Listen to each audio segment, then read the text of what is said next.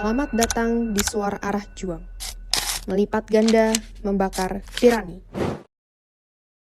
Merespon gelombang perlawanan di bulan Agustus lalu, Arah Juang kembali dengan edisi khusus Perlawanan Agustus dengan tema besar Kemewahan para elit politik hasil perampasan hak rakyat digardai militerisme dan kriminalisasi. Dalam tulisan Rakyat Dicekik Pajak, Hak Istimewa Elit Politik Melangit, Ganyang para elit politik, kami menganalisa keseluruhan perlawanan Agustus, latar belakangnya, respon rezim terhadap gerakan, serta problematika dalam gerakan. Di akhir tulisan, kami menjelaskan mengenai tuntutan dan seruan yang kami bawa. Ketimpangan sosial yang memantik perlawanan Agustus muncul dari kebijakan-kebijakan rezim yang sama sekali merugikan masyarakat. Buruh dan rakyat yang setiap harinya semakin menderita dipaksa menyaksikan elit politik berfoya-foya. Ketimpangan adalah suatu keniscayaan dalam model negara kapitalis. Bersih-bersih DPR 100 kali pun, reformasi Polri, reformasi TNI 1000 kali pun tidak akan menghilangkan penindasan jika pemerintahan tidak dijalankan oleh buruh dan rakyat.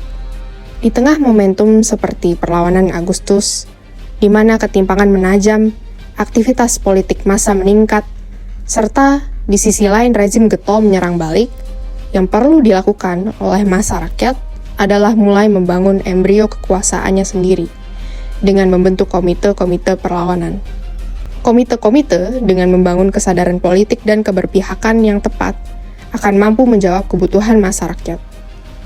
Pada kolom teori berjudul Tinjauan Historis Komite-Komite Perlawanan sebagai Embrio Kekuasaan Buruh dan Rakyat, kami membahas lebih lanjut mengenai konsep komite aksi itu sendiri, dengan mengambil contoh-contoh pembangunan komite aksi sepanjang sejarah revolusi kelas buruh di berbagai belahan dunia.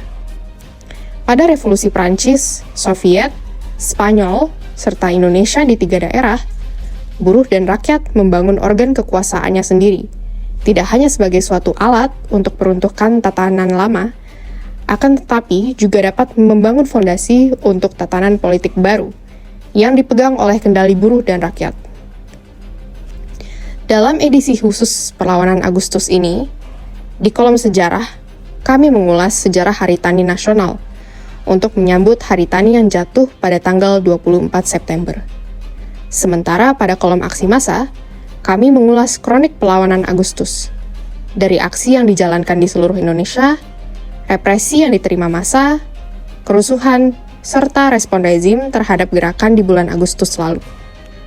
2 kolom strategi taktik membahas manuver politik elit dan respon represif rezim.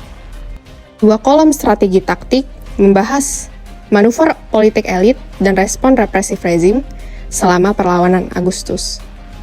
Kami melihat bahwa represi besar-besaran merupakan kontribusi terbesar dalam penurunan gerakan. Kekerasan yang dilakukan oleh aparat terhadap massa tidak hanya diizinkan, namun digalakkan dan justru dihargai oleh rezim. Pada tulisan Impunitas dalam Represi terhadap Perlawanan Agustus, kami menjelaskan bahwa kekerasan, korupsi, dan pelanggaran hak asasi membantu para elit politik melancarkan kepentingannya. Pembungkaman melalui kekerasan bukanlah hal yang baru sama sekali dalam sejarah perlawanan di Indonesia. Kepentingan-kepentingan serta kebutuhan dari rakyat akan selalu disingkirkan demi para elit politik. Namun, pun di antara para elit politik juga terjadi pergesekan. Pada tulisan Pertarungan para elit politik dalam Perlawanan Agustus, kami menjelaskan sikut-menyikut di antara faksi-faksi elit di Indonesia. Dengan menganalisa hal tersebut, kita bisa menarik kesimpulan bahwa kelemahan elit politik di Indonesia terletak di karakternya yang terfragmentasi. Namun, di sisi lain faksi militer masih sangat dominan. Kedua tulisan strategi taktik itu memuat analisa pandangan Marxis mengenai kondisi objektif untuk menentukan sikap yang perlu diambil oleh buruh dan rakyat. Pada kolom perjuangan bertema Rakyat Dicekik Pajak, Elit Foya-Foya, dan Redistribusi Kekayaan Nasional, kami membelejeti kebijakan ekonomi Prabowo Gibran. Dan baru-baru ini, Kebijakan Ekonomi Menteri Keuangan Purbaya. Kami menjelaskan, kebijakan ekonomi apapun yang itu dijalankan di bawah pemerintahan kapitalis tidak akan betul-betul memenuhi kebutuhan masyarakat. Struktur ekonomi di Indonesia yang begitu timpang tidak bisa diperbaiki oleh kebijakan-kebijakan baru, melainkan hanya dengan redistribusi kekayaan nasional. Tulisan Gerakan 17+8 dan Masa Depan Perlawanan Agustus.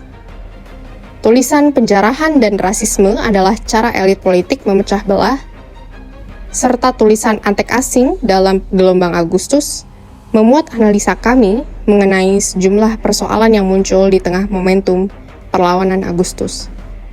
Pemerintah melakukan berbagai upaya untuk memundurkan gerakan.